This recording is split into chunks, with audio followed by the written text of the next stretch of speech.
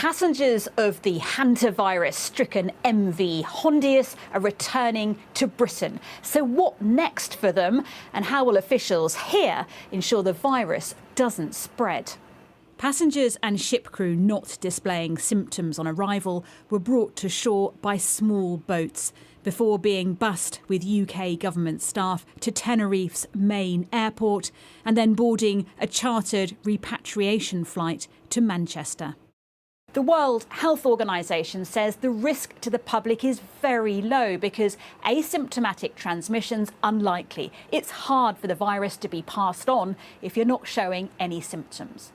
Passengers, crew and medical teams must wear PPE, including face masks, during the journey from Tenerife and upon arrival in the UK.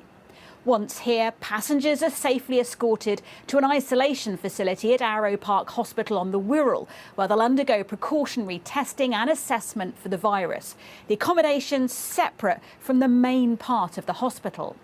In 2020, the same facility housed British nationals repatriated from China at the start of the COVID pandemic. This time, people will stay here for 3 days as public health experts determine whether they can self-isolate at home.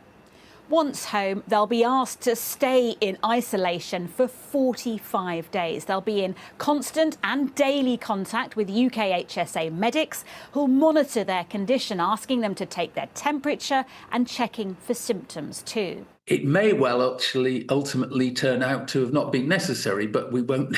But it's rather better to make that assume it's necessary than learn in 8 weeks' time that maybe you should have actually implemented these sorts of control measures. It's not the only effort by British officials to contain hantavirus. A British national who left the Hondius on the 13th of April after developing symptoms is being treated on the tiny Atlantic island of Tristan da Cunha, where he lives. A specialist team from the British Army parachuted onto the remote island, which has no airstrip, to provide medical support.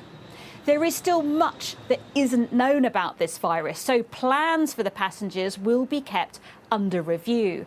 But health officials say, unlike COVID, this isn't a virus that spreads easily and the risk to the general public remains low.